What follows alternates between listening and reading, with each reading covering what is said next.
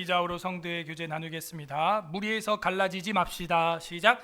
무리해서 갈라지지 맙시다. 한 번 더 인사하겠습니다. 넘치는 지혜를 받으세요. 시작. 넘치는 지혜를 받으세요. 이렇게 교통할 수 있는 성도가 있음에 감사합니다.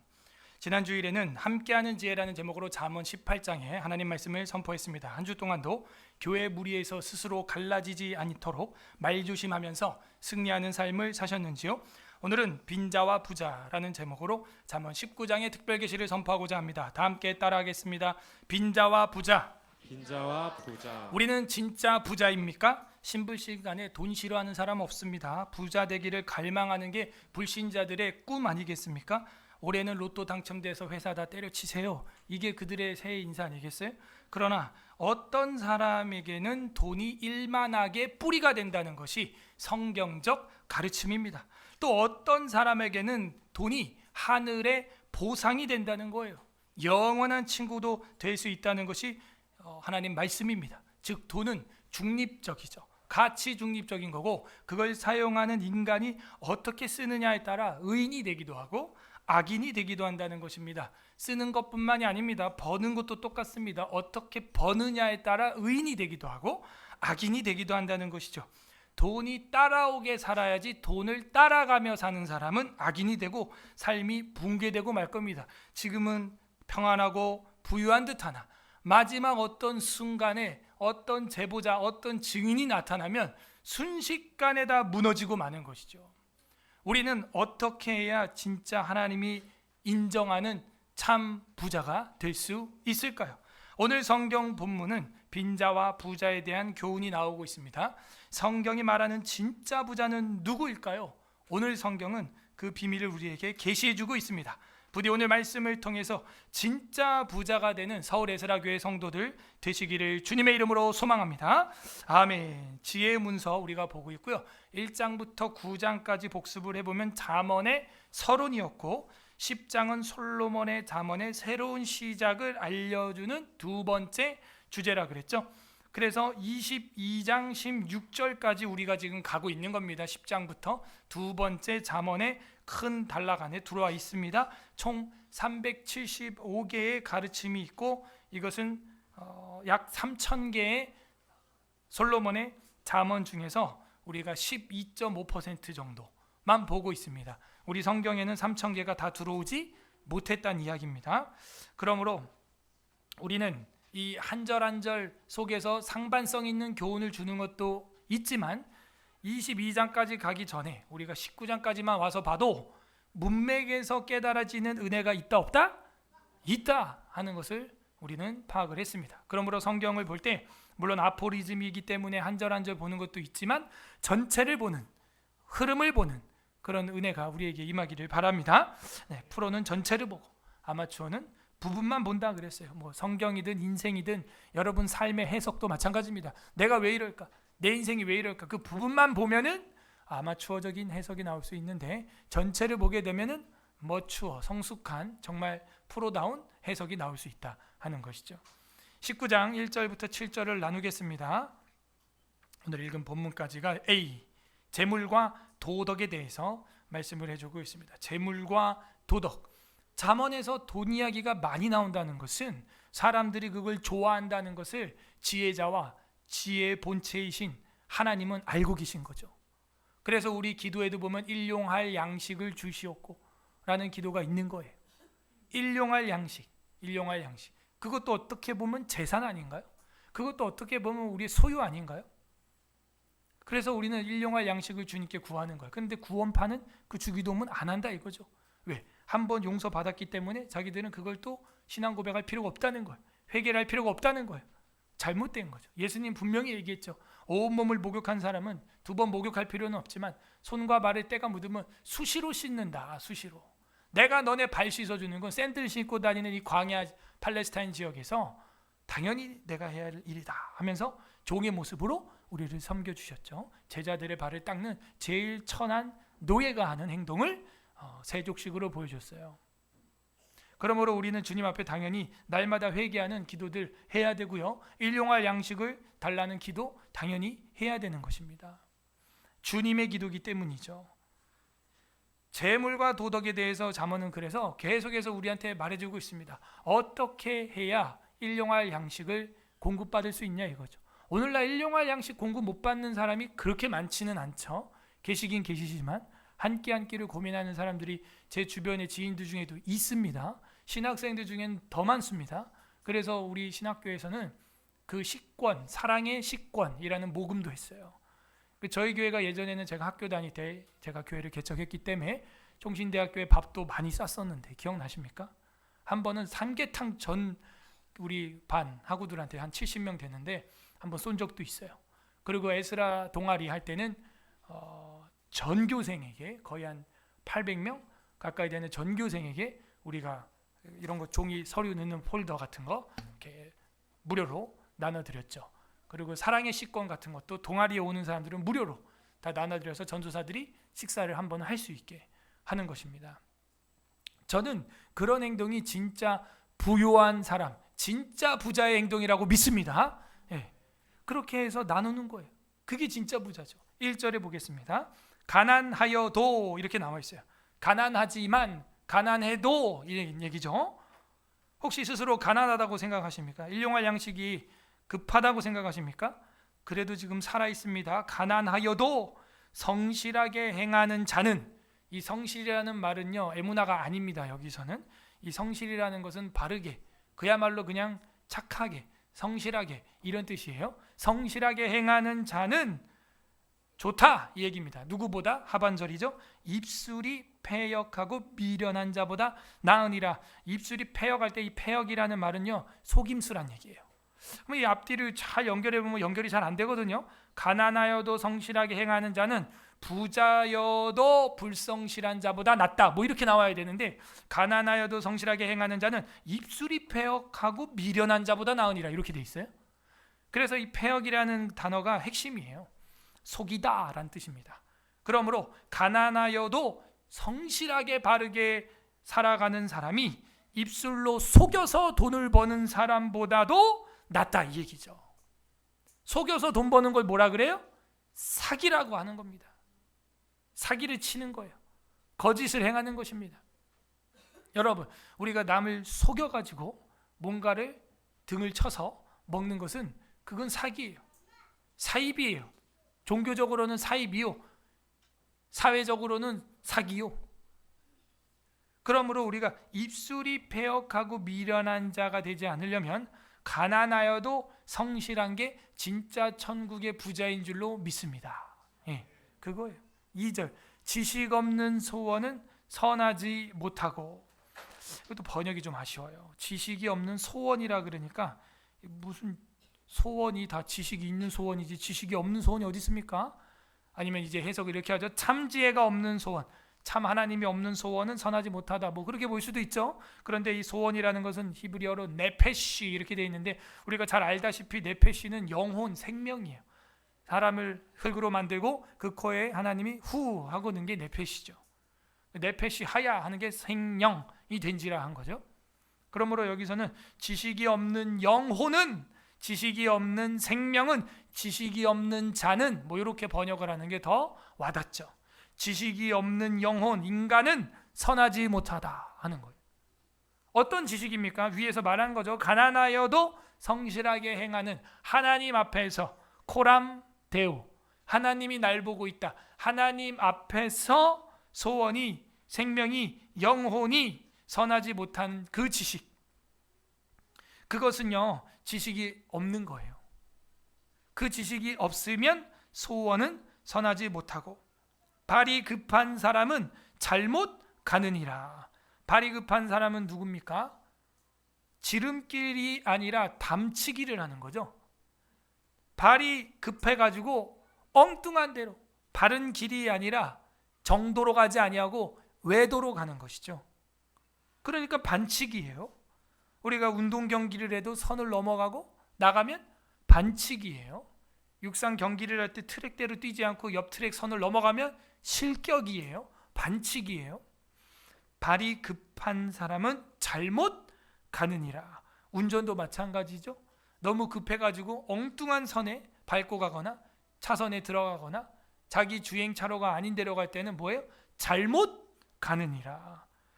그래서 잠언 전체에서요, 미련한 사람보다 더 악한 사람을 표현할 때 조급한 사람이라고 표현합니다. 그래서 조급해서는 안 되겠어요. 저와 여러분의 숙제 아니겠습니까? 좀 더 너그럽게, 좀 더 사랑스럽게, 좀 더 차분하게 살자. 결국에는 승리하시기를 소망합니다. 우리 마음속에서 이 잠언의 말씀들을 주신 것은 정말 적절한 거죠. 조급하니까, 이게 마음이 발이 급하니까 이 사고가 나는구나. 특히 어르신들 넘어지면 이제 큰일 납니다. 급하면 안 돼요. 천천히 붙잡고 천천히 다녀야지. 급하게 예전처럼 젊을 때처럼 그 정신력을 발휘했다가 몸이 안 따오고 체력이 안 따라오기 때문에 정신력은 괜찮지만 체력이 안 돼요. 넘어지는 거예요. 깨지는 거예요. 급하면 안 돼요. 발이 급한 사람은 잘못 가느니라. 지식이 없는 영혼은 바로 급한 거죠. 하나님에 대해 알기도 전에 내가 이렇게 하겠다는 거예요. 저렇게 하겠다는 거예요.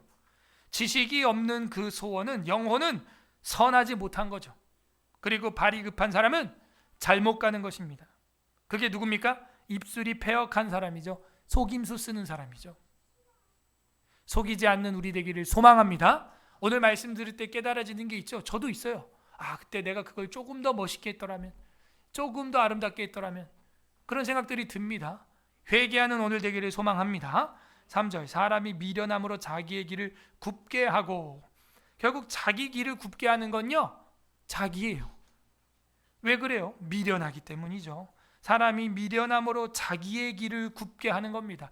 야곱의 인생이 130년 동안 험악한 세월이 된 것은 누구 때문인가요? 자기 때문이죠. 야곱 자기가 꿰쓰고 속이고 형 장자권 뺏고 도망가고 라반 속이고, 자기 때문인 것입니다. 사울, 신약에 나오는 사울이 다메섹 도상에서 눈이 멀게 된 건 누구 때문입니까? 자기 때문이죠. 자기가 예수 믿는 사람 죽이고, 자기 동료 스데반 집사 돌로 쳐 죽이고, 자기가 그렇게 심은 거예요. 여러분 인생, 제 인생이 왜 이 모양입니까? 남이 해준 건요 10%밖에 안 돼요.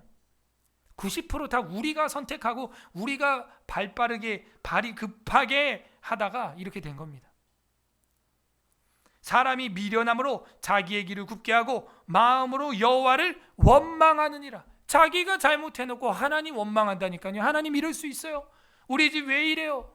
왜 이러긴 너 때문에 그래. 우리 교회 왜 이래요? 너 때문에 그래. 목사 타락시키는 것도 성도들이 대부분이에요. 목사랑 넘어지는 게 목사 혼자 넘어집니까? 돈 문제, 이성 문제, 권력 문제, 교주화 문제, 목사 무호설의 문제, 이게 목사 혼자 이렇게 착각하는 거예요? 추종자가 있는 거예요. 추종자가 있는 거예요. 다행히 우리 교회는 없어요. 제 주차 자리도 없습니다. 심지어 자기들이 먼저 파킹하면 거기가 내 거지. 큰 교회 가봐요. 장로님들 주차봉 들고 난리 납니다. 누가 목사님 자리 차렸어? 이거 당장 견인시켜. 실제 제가 들은 얘기예요. 그것도 제일 보수적인 교단에서. 우리는 어디 담임 목사가 차를 할렐루야. 그러니까 목회자 망가지는데 여집사랑 바람났다. 여집사가 꼬리를 치겠죠. 목사가 꼬리를 쳤든 둘이 손바닥이 마주쳤겠죠. 사고가 나는 거예요. 그죠? 재정에 사고가 났다. 그러면은 재정부에서 아니면 감사나 재정으로 헌신할 집사들이 없겠죠. 사고가 나겠죠. 그러므로 우리는요, 사람이 미련함으로 자기의 길을 굳게 하고 있다는 대부분, 물론 남이 나한테 와서 들이받는 사고도 있지만 대부분은 미련함으로 자기의 길을 굳게 하는 것. 여러분도 혹시 사고 내본 경험 있습니까? 뜨거운 물 엎질러 본 적 있습니까? 교통사고 내본 적 있습니까? 급해서 그런 거 아닙니까? 내 마음이 미련해서 이미 마음에서 사고가 난 거 아닙니까? 그리고 마음으로 여호와를 원망하는 게 우리 습관이죠. 이거 누가 그랬어? 하나님 나한테 이럴 수 있어요? 우리가 사고 내놓고 자기가 예배 다 빠져놓고 누굴 원망하라는 거예요? 자기가 기도에 만들어준 기도에 싹 개근으로 빠져놓고 왜 응답 없냐고 원망을 하는 겁니까 도대체? 개근할 게 따로 있지. 결석을 개근하고. 4절, 재물은 많은 친구를 더하게 하나. 이거는 세상의 냉혹함을 기록하고 있는 거지 그렇게 하라고 권장하는 게 아닙니다. 재물이 있으면요 많은 친구가 붙는다는 거죠. 가난한즉 친구가 끊어지느니라. 저는 이거 이렇게 봅니다. 재물이 많을 때는 친구가 많았지. 근데 여기 가난한즉 이렇게 돼 있죠. 즉시 가난해지니까 어떻게 됐냐? 친구 다 떠났지 이 얘기예요. 하나로 봐야 돼요. 하나로. 그러면 교훈이 됩니다. 세상의 냉혹함이에요. 여러분 돈 많아 봐요. 그냥 10년 동안 연락이 없던 고등학교 동창들이 연락이 와요. 막 현우야 잘 지내냐? 저한테 왔다는 얘기가 아니라 예컨대 그렇다는 거예요. 야 너 뭐 이렇게 한다며? 야 우리 한번 언제 봐야지. 10년 동안 어디서 뭐 하다가 이제 보자고. 여러분 사업에 성공한 동창들 학교 다닐 때 공부 못한 애들이 사업에 성공해. 대부분 보면. 그죠? 공부 잘한 애들은 학자가 돼서 지질이 가난하게 삽니다. 다. 근데 공부 못한 애들은 머리가 그냥 팍팍팍 이거 어떻게 하면 돈 벌까? 이거 어떻게 해서 이거 돈 좀 더 남. 요거 이렇게 하면 돈 되겠는데? 고등학교 때부터 용산 공고 다니는 내 친구들도요. 전부 용산 전자상가에서 알바하고요. 식돌이라고 아세요? 그 용산 전자상가 꼭대층이 전부 식당이에요. 거기 있는 식사를 밑에 이제 일하는 사람들한테 배달해 주는 거, 교복 입고 그거 하고. 저는 하루 해봤나? 친구 따라서. 근데 얘네들은 학교를 제대로 하루를 나왔나? 뭐 이러고 그러고 댕기는 거야. 근데 지금 용산 선인상가 매장 뭐 15개 가지고 있고 막 이래요. 전화하고 싶죠 갑자기. 야야야 잘 지냈냐? 근데 그때 또 막 치고받고 싸웠던 친구들은 또 막 연락 안 하고 막. 응? 그 사장된 애는 난 걔네랑 놀기 싫다고.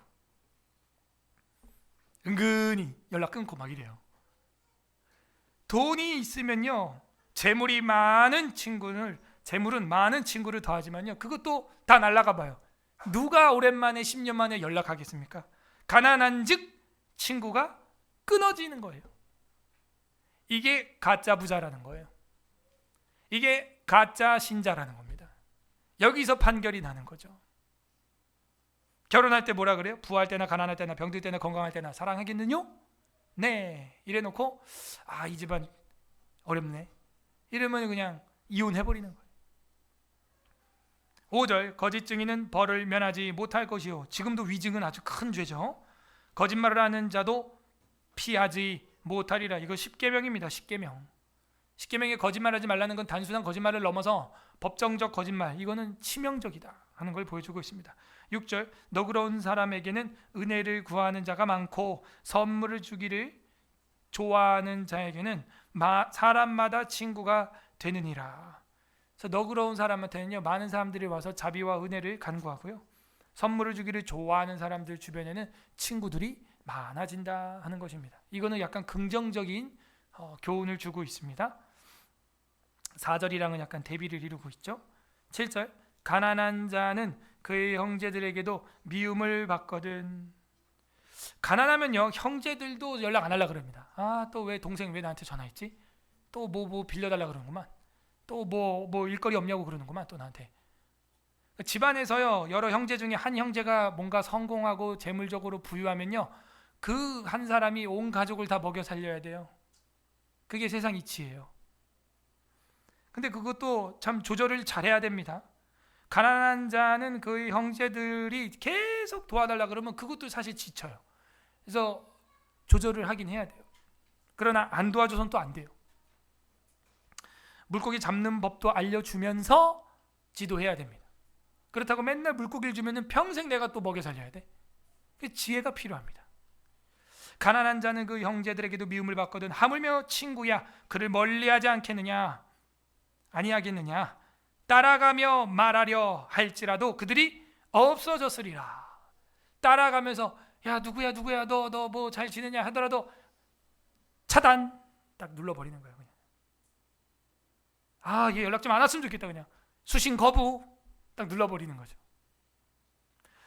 그런데 우리는 균형을 잘 잡아야 돼요. 성경에 보면은 내 동족과 내 형제들이 너희들에게 꾸고자 할 때 꾸어줘라. 심지어 이자도 크게 받지 말아라 이렇게 돼 있긴 해요. 그게 율법이 보고 자비의 법입니다.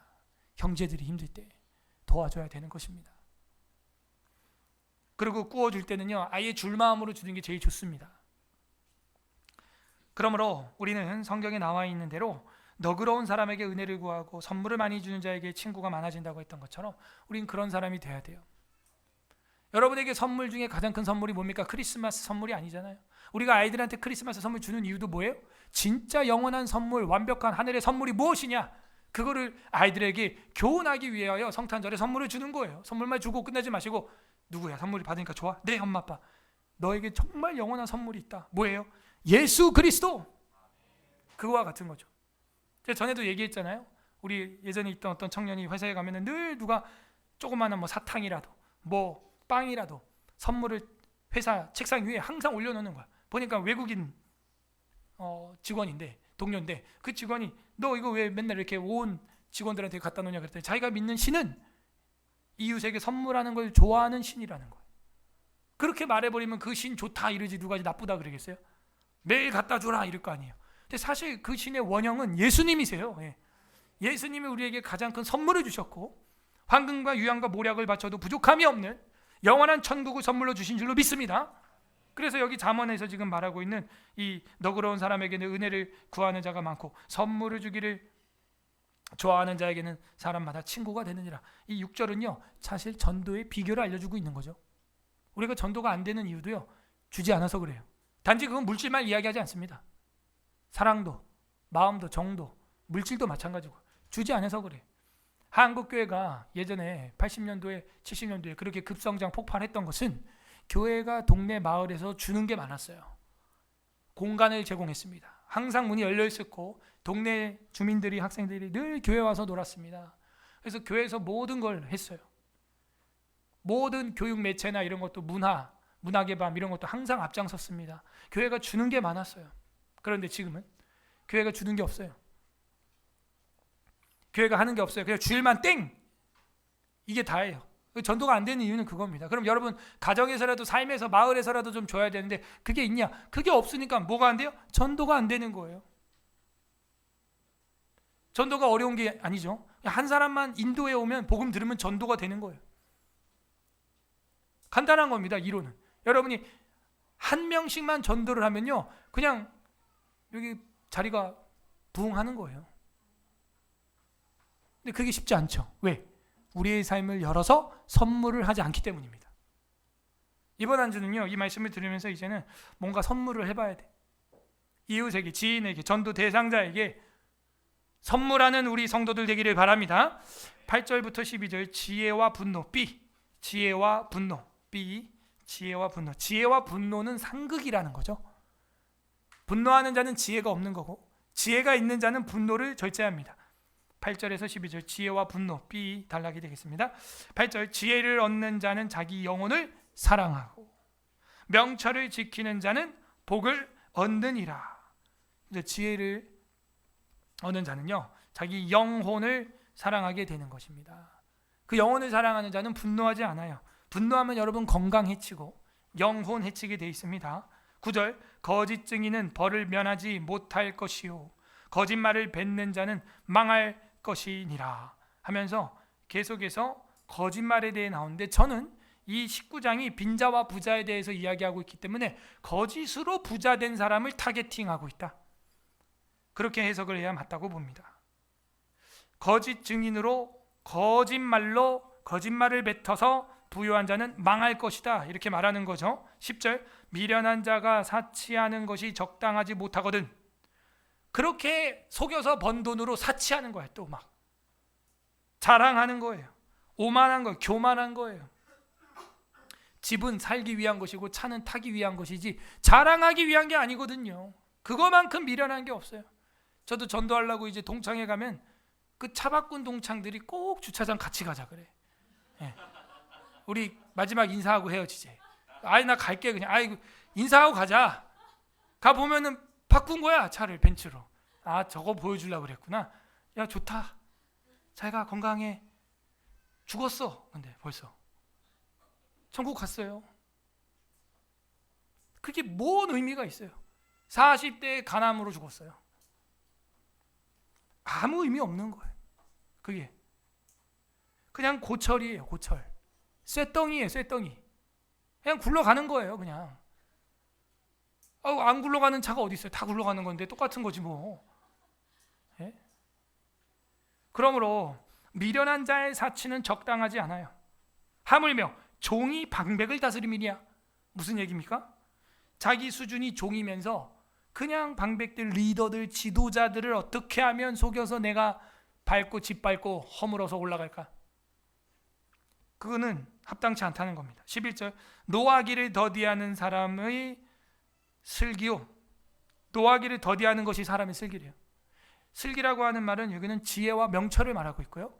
노하기를 더디했던 사람 중에 유명한 사람이 누구냐? 모세예요. 모세는 지면에 있는 모든 사람보다 온유함이 승하더라 이랬는데, 그 모세도 한 번 화냈다가 반석을 명하여 물을 내라 했는데 2번 막대기로 후려쳐가지고 막 반석에서 내가 물을 내랴 한번 요구했다고 가나안 땅에 못 들어갔습니다. 노하기를 더디하는 것이 사람의 슬기입니다. 여기서 저는 모세가 생각이 나요. 그 온유했던 모세도 그 지도자이기 때문에 한 번 그렇게 잘못된 본을 보이니까 하나님이 제외를 시키는 거예요.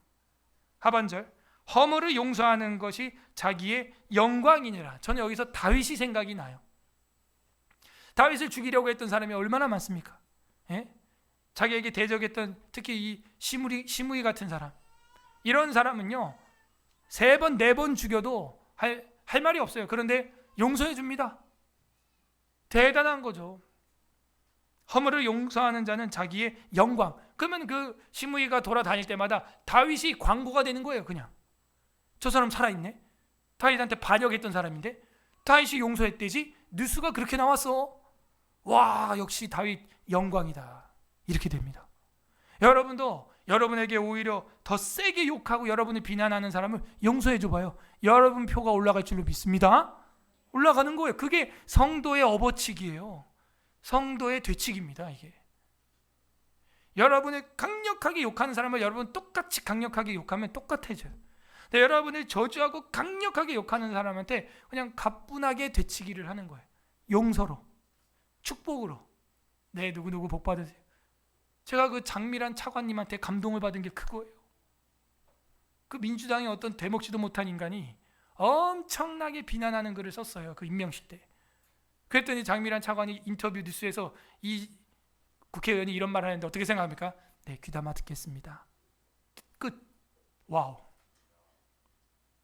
깜이 달라. 현직 의원은 거의 9급 이하의 수준이고 이 차관은 지금 제가 볼 땐 장관 이상의 수준이에요. 제가 보니까.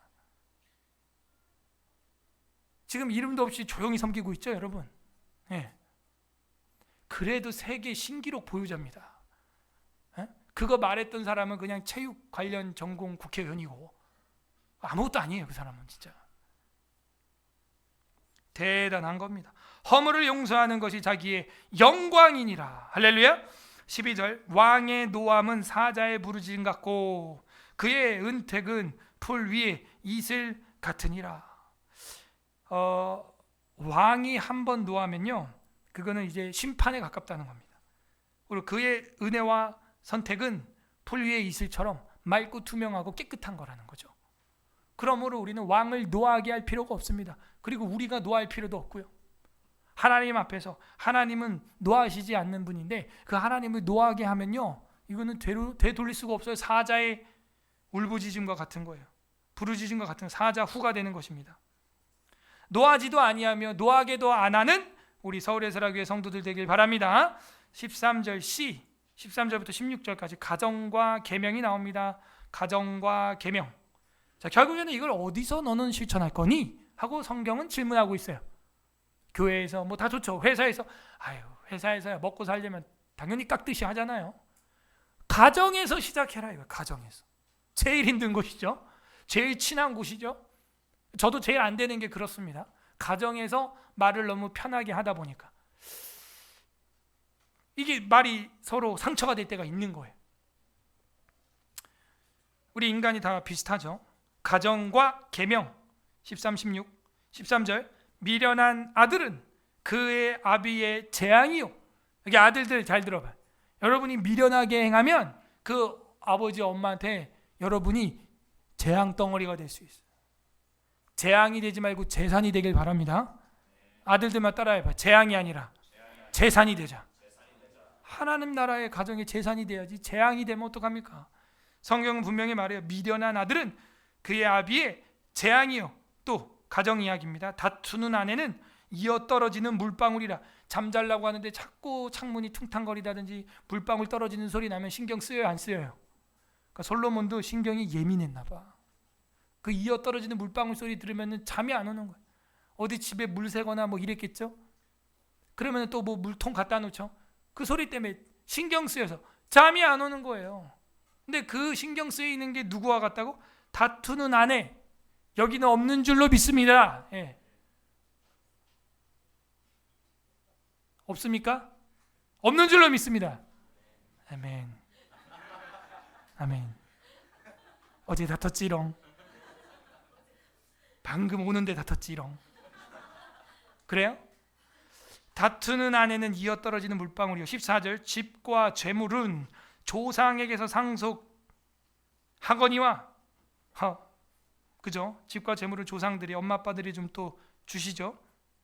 슬기로운 아내는 여호와께로서 말미암느니라. 아멘. 우리 남편들은 아내들에게 당신은 여호와께로 말미암았어. 시작. 당신은 여호와께로 말미암았어. 왜 이렇게 자연스럽지 않지? 왜 그래요? 뭐 뭔 일 있어요? 여기 써 있잖아요. 집과 재물은 조상에게 상속되거니와 슬기로운 아내는 여호와께로서 말미암느니라. 지혜로운 명철한 슬기로운 아내 만난 남자분들 축하드립니다. 할렐루야. 아멘. 왜 자꾸 송아지 소리가 나지? 아멘. 15절 게으름이 사람으로 깊이 잠들게 하나니 태만한 사람은 줄일 것이니라. 이건 또 남자예요. 아까 아들, 여자, 아내, 그 다음 15절은 남자예요. 남편. 게으른 남자는요 깊이 잠들게 하나니 태만한 사람은 줄일 것이니라. 왜 가난하냐? 일을 안 하니까 가난하죠. 잘못된 일을 하니까 가난하죠. 교만할 것 같으니까 태만한다 그랬죠. 아유 난 교회에서도 섬기는 거 안 할래. 섬기면 인정받고 인정받으면 또 교만해질까 봐 안 할래 했더니 잠언이 뭐라 그래요? 게으름과 이 태만한 사람아 넌 줄일 것이다. 또 이러네. 그러므로 우리는 중립을 잘 지켜야 돼요. 좌로나 우로나 치우치지 않기를 바랍니다. 16절 계명을 지키는 자는 자기의 영혼을 지키거니와 자기의 행실을 삼가지 아니하는 자는 죽으리라. 그러므로 가정과 계명 뭐예요? 성경 계명대로 행하는 자는 영혼을 지키는 거다. 아들들아 아비에 재앙되지 말고 아내들아 이어 떨어지는 물방울처럼 그런 다투는 여자 되지 말고 아빠들아 게을러가지고 깊이 맨날 잠만 퍼자고 태만한 사람 돼서 굶지 말어라. 그런 얘기를 하는 거예요. 17절 이제 새로운 또 A'입니다. 똑같이 반복돼요. 재물과 도덕 17에서 18절 재물과 도덕에 대해서 말해주고 있습니다. 정말 부자는 누구냐? 이걸 말해주고 있다는 거죠. 또 아까 1절에서 뭐였어요? 가난해도 성실한 게 진짜 부자다. 이건 하늘나라에 영원히 이어지는 재산이다. 내가 돈이 1,000만 원만 있어도 그게 정직하게 번 거면 그 하늘나라까지 이어지는 재산이다. 하나님 앞에 드렸으면 하늘나라까지 가는 거야. 입술을 속여서 사기쳐서 번 돈이면 지금 10억, 100억을 갖고 있어도 하늘나라까지 그건 아무 영향을 못 미치는 종이에 불과하다. 재물과 도덕 A' 17, 18절 17절 가난한 자를 불쌍히 여기는 것은 여호와께 꾸어 드리는 것이니 그의 선행을 그에게 갚아 주시리라. 아멘. 결국 뭐예요? 1절에 나왔던 그 가난한 사람을 도와주는 것, 꾸어주는 것, 그런 도덕 행동, 윤리 행동이 하나님을 빚지게 한다는 거예요. 와우! 엄청나죠? 여러분, 이 꾸어준다라는 히브리어는 빚지다라는 뜻이에요. 여러분이 하나님 빚지게 할 수 있어요? 어떻게 하나님 빚지게 할 수 있어요? 이웃에게, 가난한 이웃에게, 절박한 일용할 양식이 필요한 이웃에게 꾸어줬을 때 그건 하나님이 여러분에게 빚지는 거예요. 그러면 하늘나라 가면 하나님께 받을 게 많아요? 적어요? 많은 거죠. 그의 선행을 그에게 갚아 주시리라. 여러분 하나님 얼마나 빚지게 했어요? 많이 빚지게 했나요? 저희 교회도 빚이 많습니다. 저희 교회 보고 뭐 자립자존 자칫했다고 하는데 그건 속내를 모르는 애기들의 소리고 엄마 아빠는 집안 사정 다 알잖아. 그죠? 그냥 여기 담보만도 그래요. 예, 그렇습니다. 예. 엄청난 거예요.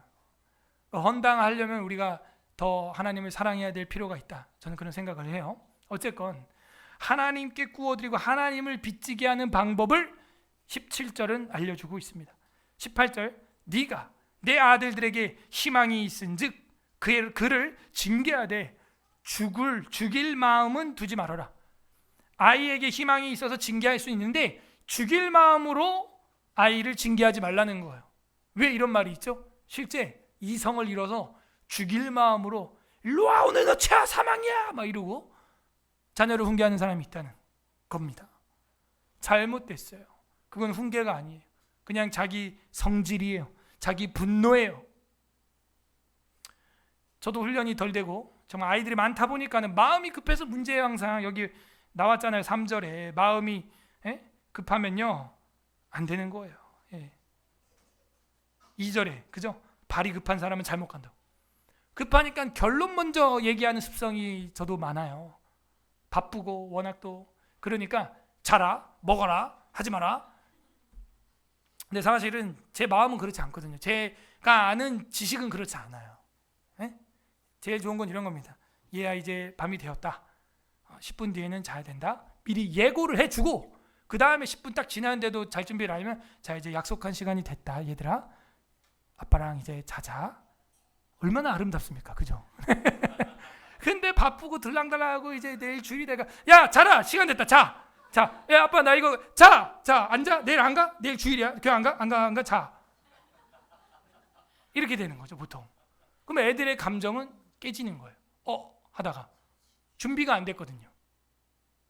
그래서 항상 여유 있게 미리 예고해주고 다독이면서 안 될 때는 또 어떻게 해요? 또 그거를 훈계하면서 이끌고 가야 되거든요. 그래야 아이들의 감정이 상하지 않고 이 아이들도 커가지고 나중에 자기들 아이들한테 그렇게 따뜻하게 하거든요.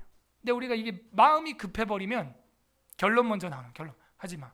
자 누워 덮어 먹어 남겨 없어 이제 뭐 이런 식으로 결론만 가는 거예요. 계속 뭐 없어 앞에 설명이 없어요. 서술이 없고 그냥 다 결론만 나가는 거예요. 이건 자녀 교육에서 사실은 최악입니다. 최악. 그리고 이게 애들이 이제 입교하면 15세 되면요 그 뒤부터는 이제 다 반항심으로 자리 잡아요. 왜냐하면 성인이 됐기 때문에 더 인격적으로 해야 돼요. 성인이 되면 더 인격적으로 해야 됩니다.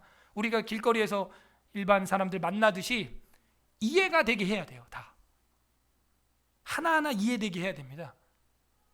그런데 아직 15세라고 뭐 한국 기준으로 성인식 안 했다고 19세 미만이라고 막 여전히 애기들처럼 막 우리가 대하면 그때 이제 소위 말하는 그 사춘기 시절에 애들 감정 부모랑 다 깨져버리는 거예요. 그래서 애들이 이제 대학교 가면 엄마 아빠랑 교회도 안 다녀요. 이제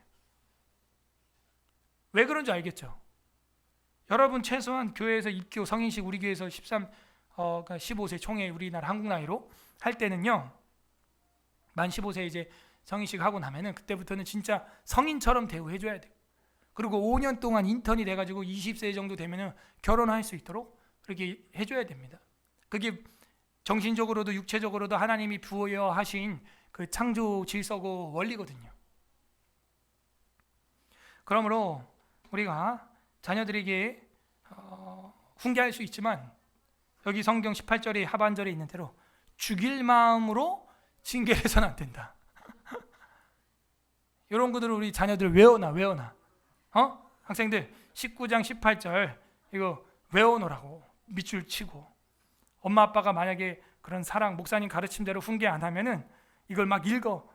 그냥 혼자 외워 암송해. 그냥 그 자리에서 소리내서 네가 네 애들에게 희망이 있은즉 그를 징계해야 돼. 죽일 마음은 두지 말지니라. 죽일 마음은 두지 말지니라. 해봐. 그럼 엄마 아빠가 아버지 하면서 뭔가 이렇게 절제가 될 거야. 말씀 아니 뭐라고 하지 말고 그냥 외우라고. 내가 내 아들에게 희망이 있은즉 그를 징계해야 돼. 죽일 마음은 두지 말지니라. 죽일 마음은 두지 말지니라 하면서 때리면 막 울고 죽일 마음은 두지 말지니라. 엄마 아빠하고 말싸움하지 마. 그냥 성경 외워. 최고야 최고. 이거 19장 18절 못 외우겠으면 끝에만 외워. 죽일 마음은 두지 말지니라. 죽일 마음은 두지 말지니라. 요것만 해 그냥. 됐지? 우리 외웠어? 의찬이 이해했나? 놓쳤네. 안 깠습니다. 네. 자, 그 다음 19절부터 23절은 B 프라임 지혜와 분노 똑같아. ABC 지금 나가고 있습니다. 병행으로. 지혜와 분노 19절에서 23절. 19절 노하기를 맹렬히 하는 자는, 아까 11절에도 노하기를 하고 12절에도 그 왕의 노함에 대해서 나왔죠. 19절에도 노하기를 맹렬히 하는 자는 벌을 받을 것이라. 이게 무슨 얘기냐면 화를 낸 사람은 그 화가 자기에게 돌아올 거다 이 얘기입니다. 그래서 누군가를 계속 끊임없이 욕하고 비난하고 하는 유튜브 이런 거 여러분 많이 보지 마세요. 누군가를 계속 공격하고 그 사람이 나중에 무너지는 걸 보게 될 거예요. 그래서 제가 그런 거 안 하는 거예요. 하라 그러면 누구보다 잘해. 그러나 교회의 진리 벗어나는 일에 대해서는 그냥 공개적으로 성명하고 기자회견 해버립니다. 그게 나아요. 공적인 일에는 공적으로 돼야 되고 개인적인 일에는 개인적으로 훈계를 해야지, 개인적인 일을 공개해서 유튜브에 올려버리고 공적으로 행해야 할 일을 개인들이 그냥 밑에서 막 떠드는 일들, 저는 지혜롭지 않다고 봐요. 공적인 일은 공개적으로 그냥 아예 밝히고 개인적인 어떤 문제들은 개인적으로 이야기를 하고 진리에 대한 문제는 강단 위에서 이야기하고, 그건 잘못된 이단 사설입니다. 강단에서 반박하고, 그게 프로테스트예요. 그게 개혁주의 신학입니다. 우리 개혁주의자들은요, 바울뿐만 아니라 존 칼빈의 설교문을 보게 되면 이단 사설을 설파했던 사람들 실명을 다 거론하고 있어요. 거기. 그게 개혁주의예요. 왜? 진리에 대한 문제이기 때문에. 그래서 개혁된 교회는 날마다 개혁되어야 하는 것이죠. 그래서 어떻게 보면은 사랑이 없어 보이고 누군가를 비판하는 것 같이 보이지만 비평은요 대안이 있는 것이고요. 비난과 비방은 대안도 없이 그냥 계속 욕하는 거죠. 개인의 어떤 명예를 훼손시키는 거죠. 그런 행동은 하면 안 되죠. 지혜가 필요합니다. 공적인 사람에 대해서 우리가 공개적으로 비평은 할 수 있습니다. 그러나 그게 아니라 개인적인 사람을 들춰내가지고 명예훼손이 되게 하는 것은 그건 지혜롭지 못해요. 그러므로 노하기를 맹렬하게 하면서 계속 누군가에게 분노하고 그걸 남기고, 그거는 결국 자기 머리로 그 화살이 돌아가게 돼 있어요. 19절 하반절 네가 그를 건져주면 다시 그런 일이 생기리라. 무슨 얘기예요? 그 화냈던 사람 용서해 주자. 그리고 그 사람 다시 또 석방되잖아요. 또 그 일을 또 한다는 거예요. 급진적 종말론, 말도 안 되는 교회 비편, 킹제임스 우월주의, 잘못된 사상, 이런 사람들이 기존 교회 욕하고 이단들이 하는 행동입니다. 그게 기존 교회 욕하고 막 하는 거. 아니 자기에게 좋은 게 있으면 자기 거 좋은 거 얘기하면 돼요. 왜 남한테 손가락질 하냐 이거예요. 우리 교회 좋죠 여러분. 우리 교회 얘기하세요. 딴 얘기하지 마시고. 우리 교회는 성경 전체를 가르칩니다. 너네 교회는 왜 성경 전체를 왜 캠핑을 안 하니?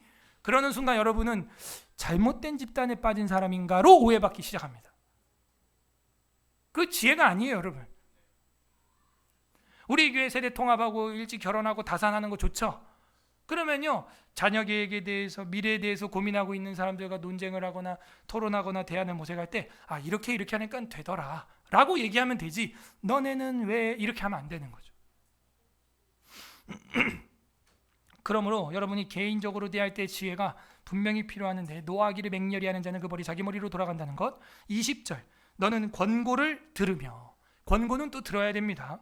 훈계를 받으라. 그리하면 네가 필경 지혜롭게 되리라. 아멘. 여러분은 계속 권고와 훈계를 들으세요. 그럼 지혜롭게 됩니다. 저도 끊임없이 듣고 보고 배우고 책 보고 또 논평도 칼럼도 듣고 합니다. 그러면서 저도 조금씩 고쳐요. 21절 사람의 마음에는 많은 계획이 있어도 오직 여호와의 뜻만이 완전히 서리라. 우리가 아무리 좋은 이야기 해봤자 하나님의 말씀 그것만 영원히 완전히 서게 되는 것입니다. 하나님과 알맞는 계획을 세워나가는 우리 되길 바랍니다. 22절 사람은 자기의 인자함으로 남에게 사모함을 받나니, 아까 위에도 뭐라 그랬어요? 은혜를 구하는 자가, 이제 너그러운 사람에게는 은혜를 구하는 자가 많다 그랬죠. 6절에서 여기도 보면은 사람이 자기의 인자함으로 남에게 사모함을 받는다. 그러니까 사람들이 누굴 좋아하냐 이거예요. 여러분도 누구랑 지내고 싶어요? 인자하고 따뜻하고 사랑이 있는 사람과 같이 차 마시고 싶죠? 똑같은 거예요. 가난한 자는 거짓말하는 자보다 나으니라. 뭐예요? 가난한데 정직한 자가 거짓말하면서 뭐하는 자겠어요? 사기치는 자죠. 거짓말해서 사기쳐서 돈 번 사람보다 나으니라를 간략하게 쓴 겁니다. 22절 하반절에 가난한 자는 거짓말하는 자보다 나으니라 하면서 계속해서 재물과 도덕, 빈자와 부자에 대한 그 주제가 19장 전체에 흐르고 있다는 걸 알 수가 있어요. 23절 여호와를 경외하는 것은 사람으로 생명에 이르게 하는 것이라. 경외하는 자는 족하게 지내고 재앙을 당하지 아니하느니라. 결국에는 뭐예요?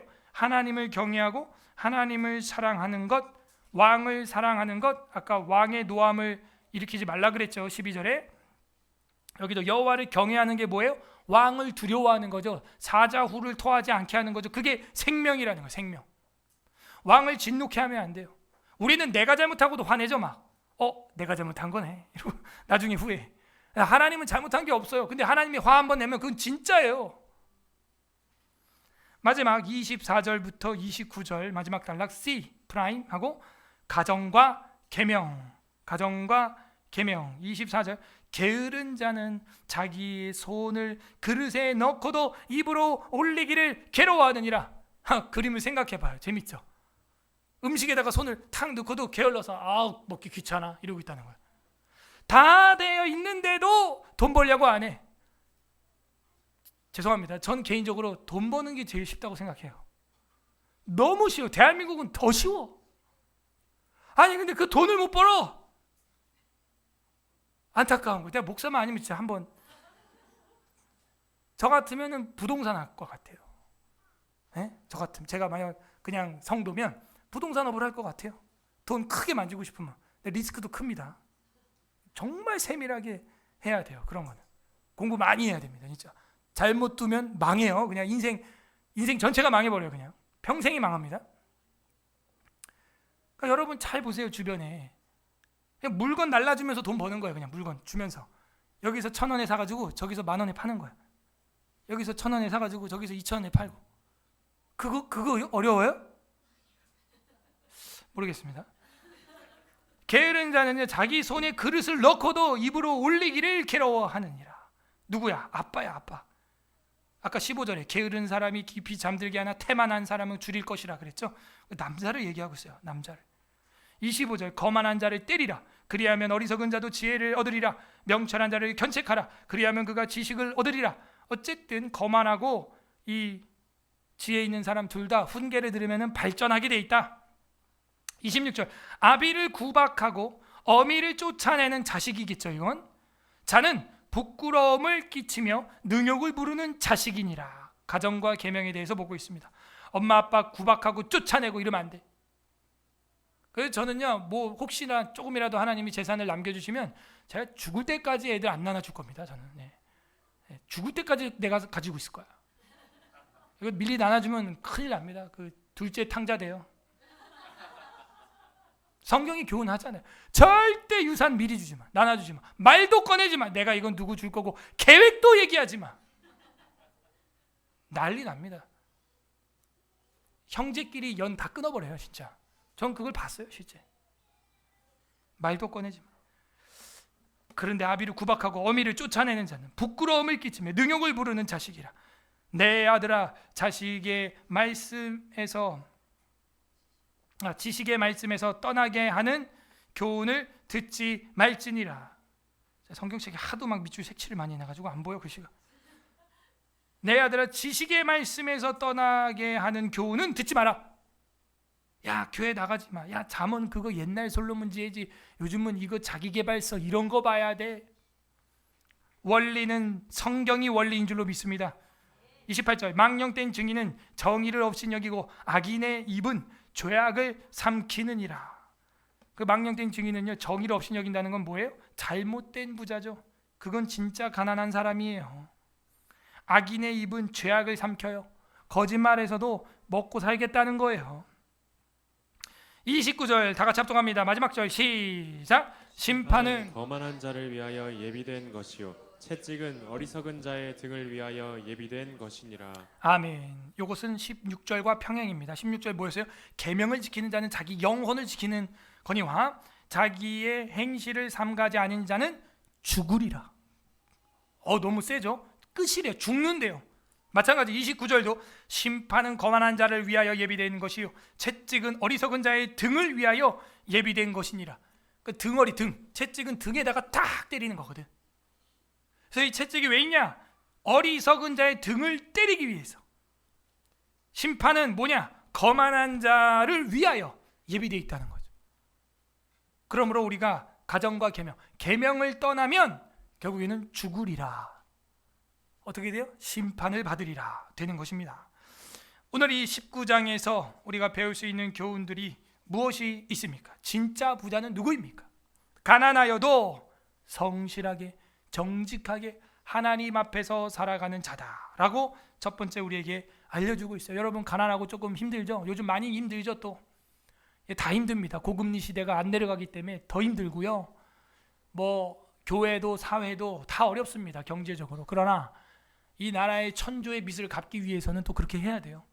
빚을 워낙 많이 지어놔가지고 지금 그렇게 안 하면요 우리나라 진짜 파산합니다. 파산해.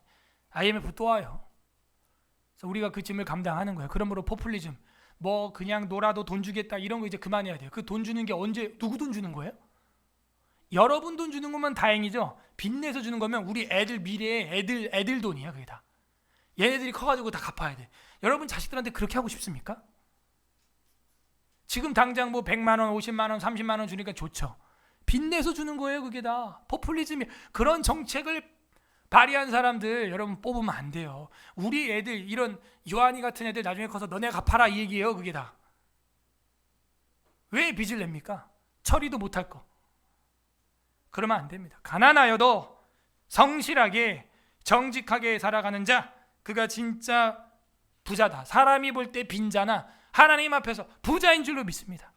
두 번째 우리에게 깨닫게 하는 건 무엇입니까? 진짜 부자는 감정에 치우치지 않는다는 거. 평정심을 유지해요. 노하지 않아요. 노하기를 더디합니다. 맹렬하게 노를 발산하지 않습니다. 자녀도 죽도록 때리지 않습니다. 그렇게 죽일 것 같이 훈계하지 않습니다. 그러므로 진짜 부자는요 마음이 부자예요. 여유가 있어요. 노하기를 더디해야 돼요. 이것이 진짜 부자입니다. 사람들이 아무리 빈자라고 해도요 그 마음에 웃음이 있고 유머가 있고 기쁨이 있는 사람, 여유가 있죠. 돈의 여유가 아니고 마음의 심령의 여유가 있는 자, 천국이 우리 것인 줄로 믿습니다. 넉넉한 거예요. 넉넉한 거예요. 그래서 저는 우리 성도들이 이렇게 나눠주는 거 보면 너무 기쁘고 야 천국의 사람이구나. 어떤 성도는 막 차를 나눠주고 어떤 성도는 어제는 또 막 비싼 축구화를 나눠주시고 감사합니다. 네, 할렐루야. 그런 나눠주기를 기뻐해야 돼요. 여러분. 여유가 있죠. 여유가. 그냥 아등바등 그거 아니에요. 짠돌이같이 한다고 해가지고 부해지지 않는다고 성경에 써 있었죠. 과도히 아껴도 가난하게 되거니와 흩어 구제하여도 부하게 되느니라. 할렐루야. 잘못 오해해서 진짜 짠돌이가 돼서 소금이 됐어. 빛과 소금이라니까 완전 소금이 돼가지고 그 소금 말고 오해하지 마세요.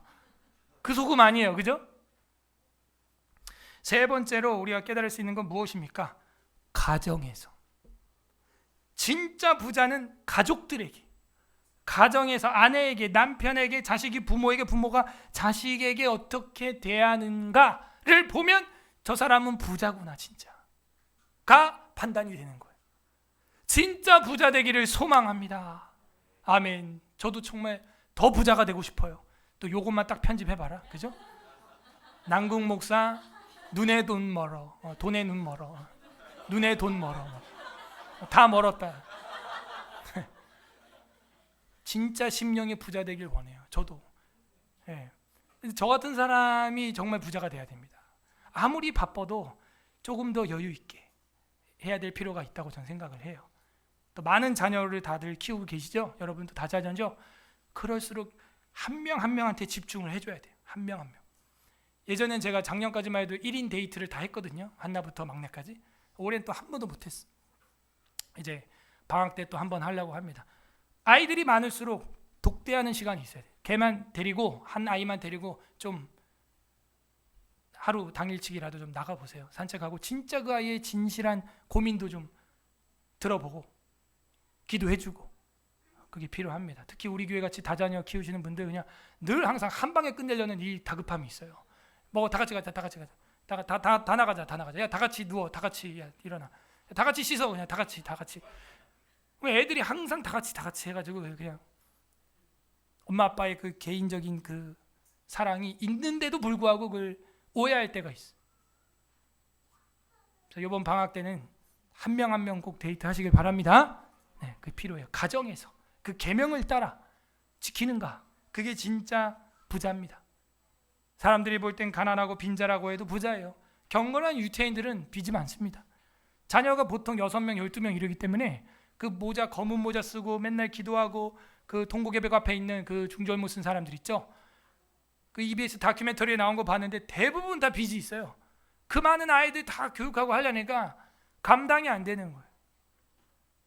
그리고 택시도 뭐 한 번 타면은 대여섯 명이 어떻게 탑니까 그거를. 그래서 한 유태인 여자를 택시 기사가 구박을 했대. 아니 이게 4인승인데 뭐 애를 막 5명씩 이렇게 태우냐고. 그랬더니 여호와께서 내게 이렇게 복을 주셨는데 어떡합니까? 그럼 타라고. 그래서 탔대요 택시를. 그렇게 살아가요. 예수를 모르는 사람들도. 여러분도 복받은 줄 믿습니다. 단순한 유태인들의 복이 아니에요. 아이들만 하나님이 복 준 게 아니라 여러분에게는 영원한 생명인 예수 그리스도까지 받은 줄로 믿습니다. 관련 구절 보겠습니다. 잠언 30장 8절 보세요. 잠언 30장 8절.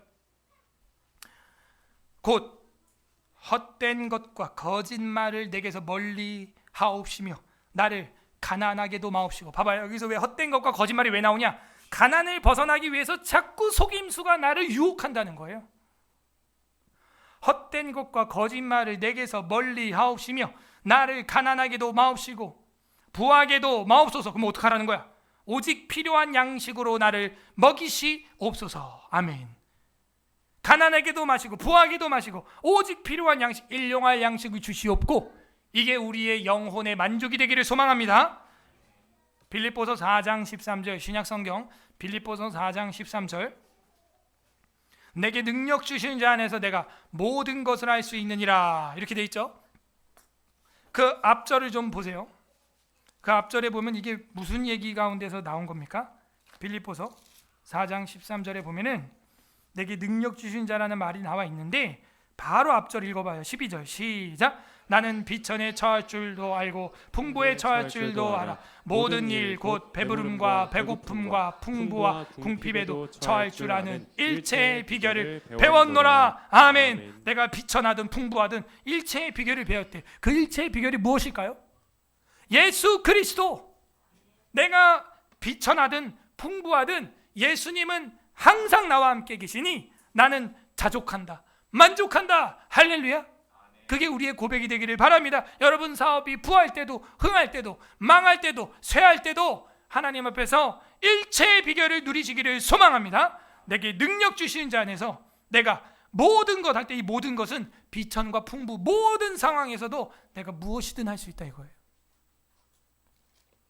이게 진짜 빈자 같으나 부자입니다. 가난한 자 같으나 부요한 자입니다.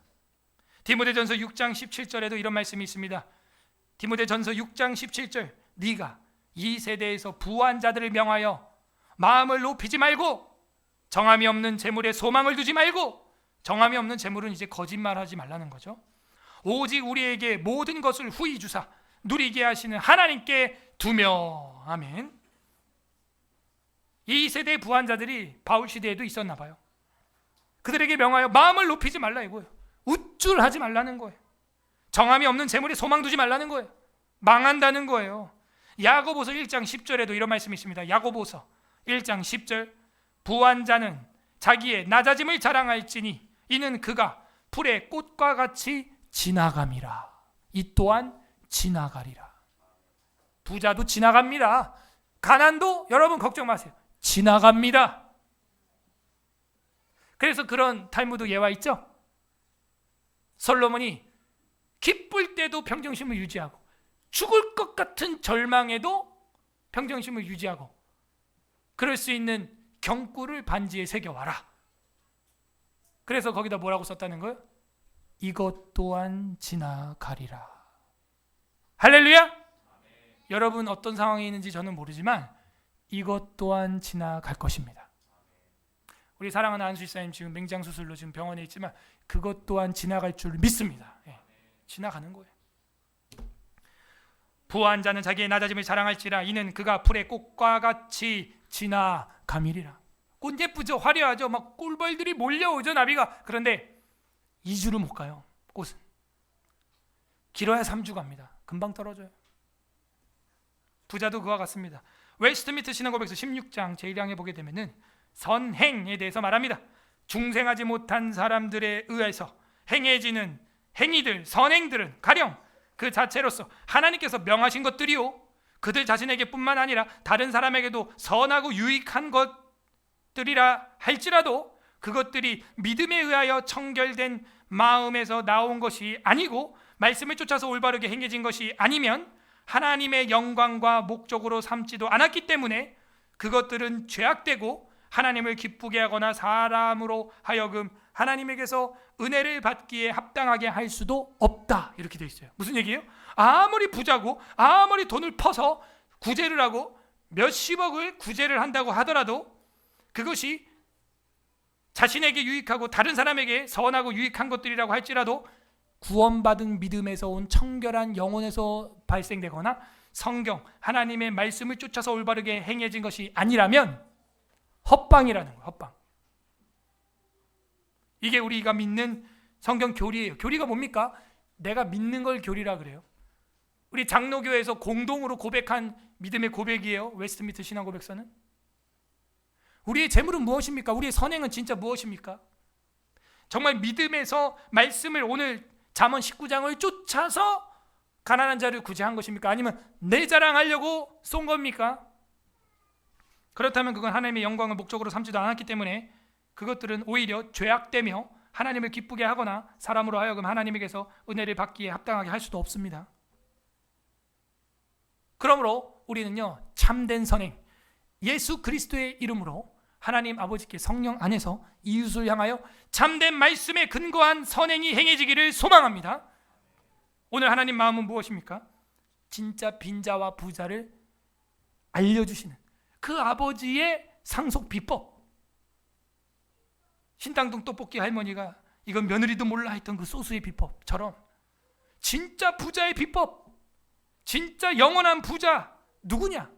가난하여도 정도를 걸어가고 가정에서부터 시작하며 자기의 감정을 여유 있게 급하게 분노하지 아니하며 이게 진짜 부자야.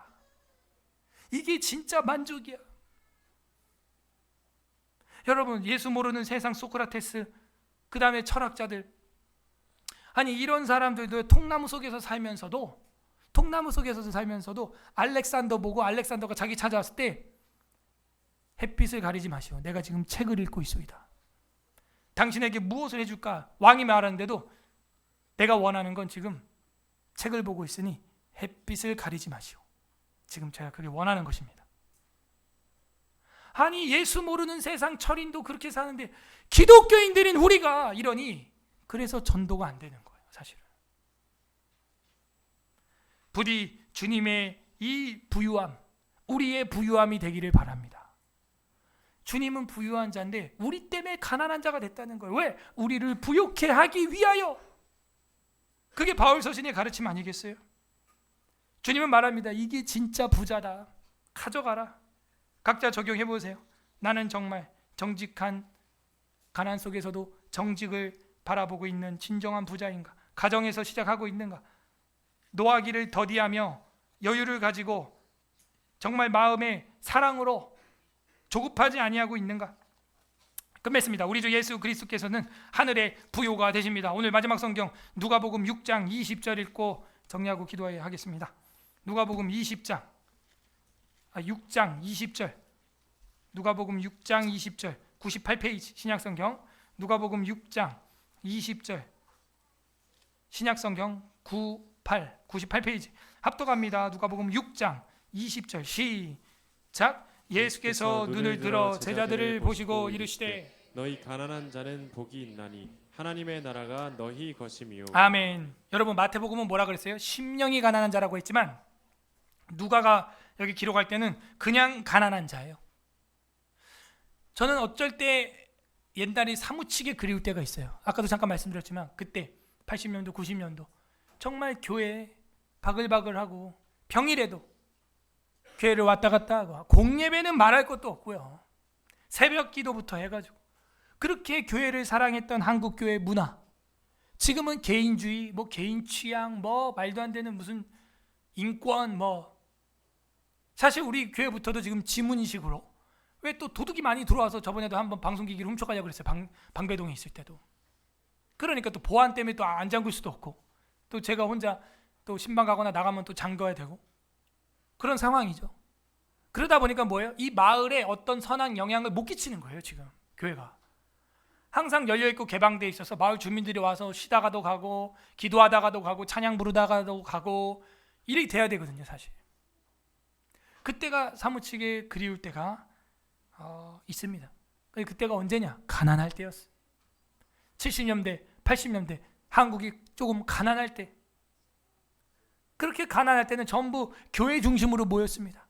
교회 오면은 집도 크고, 우리 집보다 크죠. 항상 교회는 거기 오면은 늘 시원하고 따뜻하고 찬양이 있고 악기 교회에서 다 배웠어요. 저도 기타 베이스 드럼 교회에서 다 배운 겁니다. 이게 학원 한 번도 안 다니고 성악 발성도 다 교회 지휘자한테 배우고 교회가 모든 걸 했어요. 교육하는 방식, OHP 필름 기억나십니까? 차트 다 교회가 한 거예요. 어쩌면 예수님은 그걸 알고 계시죠. 그래서 가난한 자가 복이 있다. 하나님을 더 갈망하게 될 거기 때문이지. 가난한 자는 복이 있나니 하나님의 나라가 너희 것이며. 그럼 우리는 왜 지금 이래요? 너무 부요해요. 풍요해요. 학용품 막 굴러다니고 버리는 거 보세요. 교회에도 뭐 연필, 사인펜, 색연필 뭐 버려 그냥 다 버려. 굴러다녀. 종이 막 찢어놓고 막 책 밟고 뭐 성경책도 심지어 저기 버려놓은 성경책 보세요. 살 때 2, 3만 원씩 했을 텐데 너무 풍요해요. 물질이 넘쳐나요. 또 사면 돼요. 그냥 버려. 뭐. 음식도 막 버려 다 버려. 좀만 남아서 버려 다 버려. 음식 쓰레기 나오는 거 보세요. 예. 다 갖다 버려 그냥. 예. 어떻게 영혼이 부할 수 있겠어요? 그래서 결국에는 호세아 시대 이스라엘 망한 것은 너희가 먹고 배불러 여호와가 누구냐 하여 망한다는 겁니다. 너무 부유해.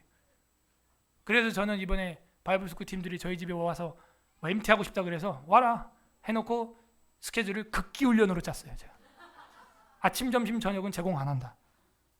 마당에 있는 텃밭에 있는 걸로 집에 있는 쌀이랑 물 갖고 와가지고 불 펴는 법은 연구해오고 장작이랑 드럼통만 줄 테니까 마당에 있는 물을 틀어서 그것도 정화하는 법 다 배워와라. 하다못해 그러면 집에 있는 샤워기 뜯어와라. 그 샤워기에 그 정화장치 달려있는 샤워기 있다. 극기 훈련으로 하기로 했습니다. 너무 풍요로워서 이것들이 목사 집에 와가지고 놀겠다고 결정을 했어요. 와 들어와. 얼마 주지 와. 하루는 아침, 점심, 저녁 안 준다. 그리고 밖에서 자라. 마당에서. 그렇게 했습니다. 하루밖에 안 잤는데. 네. 텐트 펴고 밖에 이제 고양이, 개, 뱀 이런 게 나오니까 그런 거 어떻게 막을지. 전시 상황이다. 전쟁 나면은 준비해야 된다. 그리고 최근에 또 어저께 긴급 속보가 문자로 왔어요. 저희 동네. 북한에서 우리가 이제 성경이랑 말씀 풍선 띄우잖아요. 저희 동네에요. 월곶 그 위에 그 거기거든요. 그 애기봉 거기거든요. 바로 위에. 그랬더니 어제 안내 재난 문자가 떴는데 그거에 맞서 북한에서 똥풍선을 날렸으니 하늘에서 똥이 터질 겁니다. 주민 여러분께서는 풍선이 내려오면 열어보지 마시고 군부대, 해병대 신고해 주시기 바랍니다. 1366에 뭐 저거 뭐 나와. 그것도 준비해라. 얘들아, 하늘에서 이제 똥이 폭발해서 막 쏟아지고 마당에 막 이제 쏟아질 거야. 북한 똥이야. 알았어? 가난한 자는 복이 있나니 하나님의 나라가 너희 것이며. 절박해야 돼. 하나님만 바라봐야 되는 것입니다.